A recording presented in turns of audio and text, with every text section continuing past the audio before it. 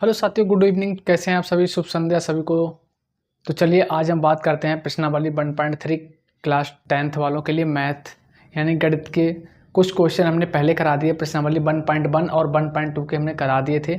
उसकी वीडियो की लिंक मैं इसके डिस्क्रिप्शन में डाल दूंगा, आप यहाँ से भी देख सकते हैं लिंक पर क्लिक करके। तो चलिए आज हम बात करते हैं प्रश्नावली 1.3। क्या बात करेंगे इसमें? अपरिमेय संख्या के बारे में बात करेंगे, अपरिमेय संख्या को कैसे करते हैं। तो जैसे कि क्वेश्चन हमारा नंबर 1 है, क्वेश्चन नंबर 1 है, सिद्ध कीजिए सिद्ध कीजिए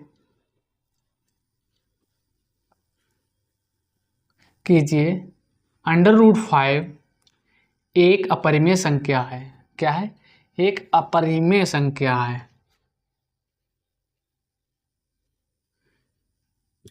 संख्या है √5 एक अपरिमेय संख्या है। तो इसके बारे में आपको बताना है अपरिमेय संख्या है, लेकिन हमें इसे पता है कि √5 एक अपरिमेय संख्या है, लेकिन हमें क्या करना है? सिद्ध करके बताना है। सिद्ध कैसे करेंगे? तो चलिए बताते हैं सिद्ध क्या करना है। तो क्या करेंगे, हम मान लेंगे यहाँ पे कल्पना करिए, कल्पना या यहाँ पे लिख लेते हैं, कल्पना नहीं माना √5, यहाँ लिख लीजिए हल। √5 एक परिमेय संख्या है। क्या है? परिमेय संख्या है। मैंने मान लिया √5 एक परिमेय संख्या है। तो क्या करते हैं? √5 is equal to P/Q, P/Q। लेकिन इसमें जहां Q not is equal to 0, Q 0 के बराबर नहीं होगा। P/Q एक पूर्णांक संख्या है। क्या है? पूर्णांक है। P/Q एक पूर्णांक है और P/Q का HCF कितना आना चाहिए? हमेशा 1 आना चाहिए। मतलब कितना होना चाहिए? 1 होना चाहिए। अगर हमें ये सब सिद्ध हो जाता है तो हमारा इसका मतलब हमें पता लग जाएगा कि एक अपरिमेय संख्या है या परिमेय संख्या है। तो चलिए अब इसको सिद्ध करेंगे। जहां पर √5 इज इक्वल टू P/Q, यहाँ पर नीचे कुछ नहीं है, हम यहाँ पे 1 लिख सकते हैं, लेकिन इससे कोई फर्क नहीं पड़ने वाला है। यहाँ पे मल्टीप्लाई क्रॉस कर देंगे, क्रॉस मल्टीप्लाई करेंगे, यानी कि P के जब मल्टीप्लाई 1 से करेंगे तो P is equal to √5Q हो गया। क्या हो गया? √5Q हो गया। अब यहाँ पर हम लिख देंगे दोनों तरफ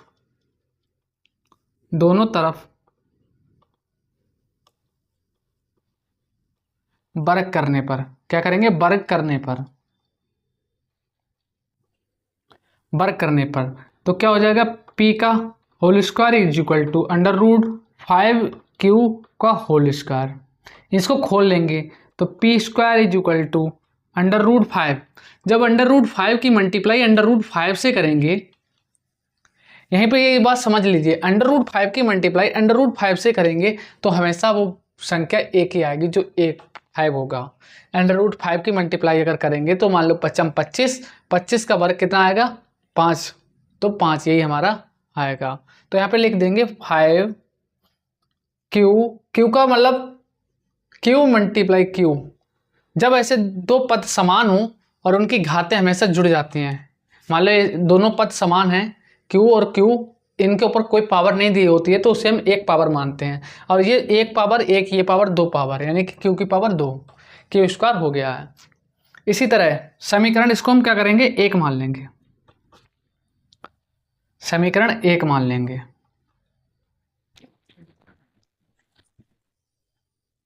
इतना समझ में आ रहा होगा आपको।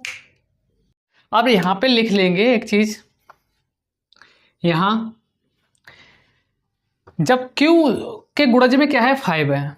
अगर हम 5 को यहाँ ले जाके भेज दूं तो ये P² विभाजित हो जाएगा। क्या हो जाएगा? विभाजित हो जाएगा, यानी कट जाएगा। तो इसी हिसाब से हम यहाँ लिख देंगे P² 5 से विभाजित है। क्या है? विभाजित है। भाई यहाँ पे यही समझने वाली चीज है, पी स्क्वायर 5 से विभाजित है, अतः अतः पी भी 5 से विभाजित होगा।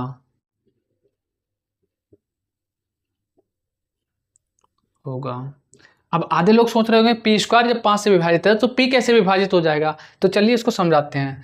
जैसे कि मान लो हमारे पास संख्या एक है 5, मान लो यहाँ पे हमने 5 ना लिया, यहाँ पे हमने संख्या ले ली 3, 3 का स्क्वायर है और हम 3 से भाग करें तो 3 तियाँ 9, 9/3 यानी 3 तियाँ 9 कट जा रहा है। अगर यही संख्या पावर ना दी होती 3 होती तो 3 एकम 3 क्या कटता नहीं। इसी तरह से पी भी 5 से विभाजित हो जाएगा। अब यहाँ पे करेंगे P = 5m रखने पर, क्या रखेंगे 5m, माना हमने P = 5m रखने पर। जब P = 5m रखेंगे तो देखिए यहाँ पे करते हैं इसको हल। P स्क्वायर है, P स्क्वायर की जगह क्या लिख देंगे 5m का whole square = 5q square, 5q square. ठीक है, यहाँ पे 5m 25 का m स्क्वायर = 5q स्क्वायर। कर सकता है यहाँ से 5 एकम 5 5m 25, 5 एकम 5 5m 25 यानी कितना हो गया 5m स्क्वायर = q स्क्वायर। या हम लिख सकते हैं q स्क्वायर = 5m स्क्वायर।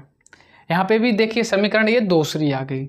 समीकरण क्या है 2, समीकरण 1 व समीकरण 2 बिल्कुल सेम है। अब कह रहा है m के गुणज में 5 है, जब q यहाँ लिख सकते हैं, यहाँ सेम वैसे लिखना, यहाँ q स्क्वायर 5 से विभाजित है, विभाजित है, क्या विभाजित है। जब q स्क्वायर 5 से विभाजित है तो q भी 5 से विभाजित होगा, 5 से विभाजित होगा।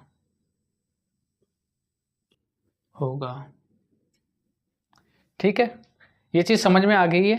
अब हम यहाँ पे लिख सकते हैं, जब P का मसब और Q का मसब देखें तो क्या आया है, दोनों का 5 आया है।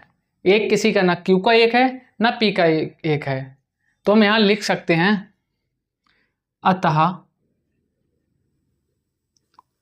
P व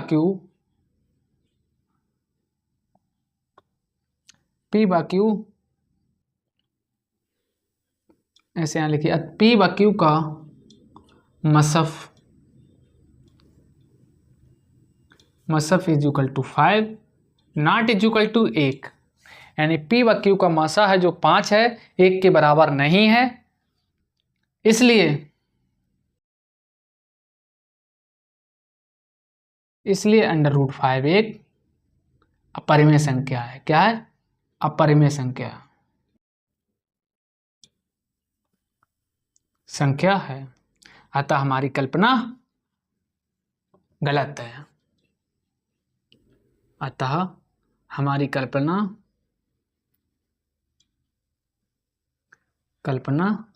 गलत है।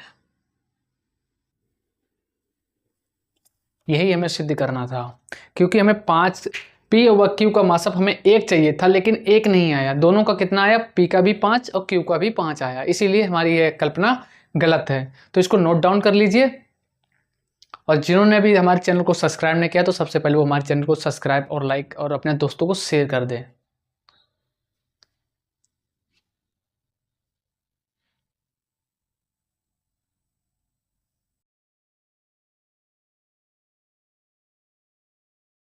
चलिए क्वेश्चन नंबर दूसरा देखते हैं। बिल्कुल क्वेश्चन नंबर सेम है, दूसरा देखते हैं इसी में।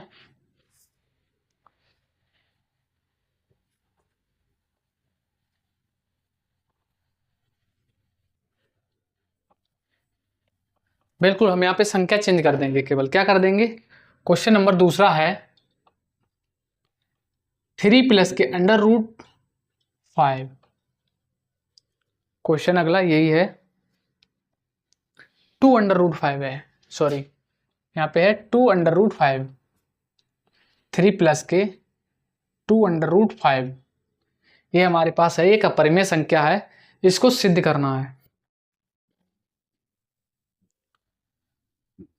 इसको सिद्ध करेंगे तो क्या करेंगे, माना हम फिर उसी की तरह +2√5 लिख लेंगे। एक परिमेय संख्या है। क्या है? परिमेय संख्या है। भाई बिल्कुल वेरी मोस्ट इंपॉर्टेंट क्वेश्चन है।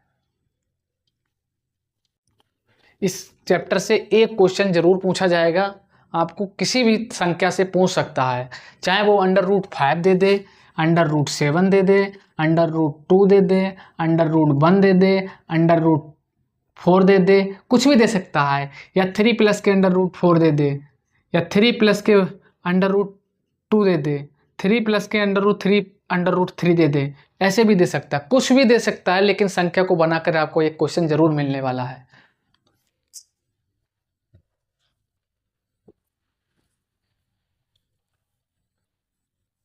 तो क्वेश्चन देखिए, इसको हम हल करेंगे, और ये क्वेश्चन आपको लग रहा होगा बहुत बड़ा है, लेकिन ये बड़ा नहीं है, बहुत छोटा क्वेश्चन है। तो यहाँ पे हम इसको हल करेंगे। क्या करेंगे, 3+ के 2√5 = P/Q। अब यहाँ लिख लेंगे, जहां Q = 0, P/Q P/Q पूर्णांक है। क्या है? पूर्णांक है। या P/Q का मसफ, HCF हाईएस्ट कॉमन फैक्टर 1 होना चाहिए। क्या होना चाहिए? 1 होना चाहिए। ये चीज़ें बिल्कुल आपको नोट डाउन बिल्कुल करना है। जब भी क्वेश्चन करो तो ये चीज़ बिल्कुल लिख देना है। इसको लिख देंगे। और HCF क्यों कब होता है? ये परिमेय संख्या में जब होता है जब सहभाज्य संख्या होती है। जैसे कि सहभाज्य संख्या, परिमेय संख्या क्या होती है और परिमेय संख्या क्या है, उसका भी हम लिंक इस डिस्क्रिप्शन में डाल देंगे, आप यहाँ से देख लेना। परिमेय और परिमेय संख्या का हमने एक चैप्टर बनाया, वीडियो बनाई है, उसमें बताया है अच्छे से आपको। देखिए इसको हल करते हैं। जब ऐसे क्वेश्चन आ जाए तो इसके एक नीचे लिख लेंगे, कोई फर्क नहीं पड़ना है, मल्टीप्लाई क्रॉस कर देंगे। यहाँ पर P यहाँ आ जाएगा, और ये जो 3 है, पहले ऐसे देख लीजिए, 3 रूट वाले एक तरफ कर देते हैं, अनरूट वाले एक तरफ कर देते हैं। 2√5 = P/Q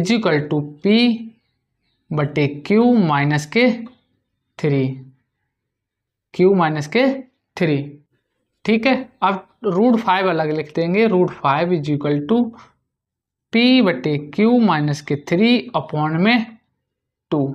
ये गुणा में है, यहाँ अपॉन में चला जाएगा। ये समीकरण 1 बन चुकी है। और ये समीकरण अब हमें इसे सिद्ध करने की जरूरत ही नहीं है, क्योंकि हमें पता है P/Q 3 और 2 ये सब हमारी परिमेय संख्या है। परिमेय संख्या चाहे वो गुणा में हो, चाहे भाग में हो, चाहे माइनस में हो, चाहे प्लस में हो, कैसे भी हो, वो हमारी परिमेय संख्या ही होगी, उसमें कोई फर्क नहीं पड़ने वाला है। तो यहाँ पे देखिए P/Q और -3/√2, यानी कि एक ये पूरी परिमेय संख्या है। तो इसको हम क्या कर देंगे, एक परिमेय संख्या। √5 अभी हमने इसको सॉल्व भी किया था। √5 एक अपरिमेय संख्या है, तो अतः हम लिख सकते हैं, अतः √5 एक अपरिमेय संख्या है। क्या है? अपरिमेय संख्या है। और P/Q - 3/2 एक परिमेय संख्या, एक क्या है? परिमेय संख्या है, संख्या है। अब क्या है, √5 और P/Q - 3/2 क्या एक दूसरे के बराबर हो सकते हैं? नहीं हो सकते हैं, क्योंकि एक परिमेय संख्या का हमेशा एक आएगा मान HCF, और इसका √5 का कभी नहीं आ सकता। ये एक परिमेय संख्या है। तो हम लिख सकते हैं यहाँ पे √5 अपरिमेय संख्या, √5 एक अपरिमेय संख्या, अपरिमेय संख्या = नॉट इक्वल टू P/Q - 3/2 परिमेय संख्या। अतः हमारी कल्पना, इसलिए यहां लिखते संभव नहीं है, = नॉट के संभव नहीं है, नहीं है। हमारी कल्पना गलत है। जो हमने कल्पना की थी यहाँ पे वो हमारी गलत है। इसको ऐसे सोल्यूशन कर दिया। चलिए अगला क्वेश्चन इसी का देखते हैं सेम। अगला क्वेश्चन देखेंगे, कुछ नहीं करेंगे, खाली संख्या चेंज कर देंगे हम यहाँ पे। 1/√2 1/√2 क्वेश्चन 3 है, उसका 1 पार्ट है ये। 1/√2 सॉरी, यहाँ पे हम वही संख्या करेंगे क्या, 1/√2 मान लेंगे। 1/√2, लेकिन यहाँ पे एक चीज है, यहाँ पे 1/√2 में क्या करना है हमें, व्युत्क्रम करने पर क्या करना है, व्युत्क्रम।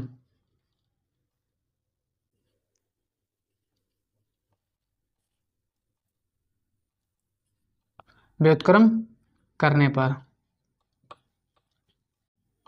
व्युत्क्रम कैसे करते हैं, यानी पलट देने पर, अंकों को पलट देने पर। तो √2 = P/Q, सॉरी Q/P। बिल्कुल सेम कंडीशन बन गई। अब आप इसको हल कर सकते हैं।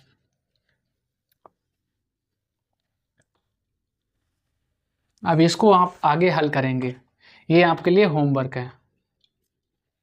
बिल्कुल सेम एक संख्या बन गई हमारी, ये परिमेय संख्या, एक अपरिमेय संख्या है। इस चीज को हमने यहां लिख रखा है, इसको हल कर देंगे। क्या करेंगे, दोनों तरफ वर्ग कर लेंगे, वर्ग करके आएगा समीकरण, जो आएगा उसको मान कर लेंगे। मान लेंगे Q = 2m या 4m, जो भी है यहाँ पे मानेंगे वो उसी के अकॉर्डिंग मान लेंगे। इसको आप करके कमेंट में जवाब देंगे इसका, ये परिमेय संख्या है अपरिमेय संख्या है। तो इस चैप्टर को यहीं पे समाप्त करते हैं। अब नेक्स्ट चैप्टर को देखने के लिए हमारे चैनल को सब्सक्राइब और लाइक करें। अगला चैप्टर आपका होगा ट्रिग्नोमेट्री से।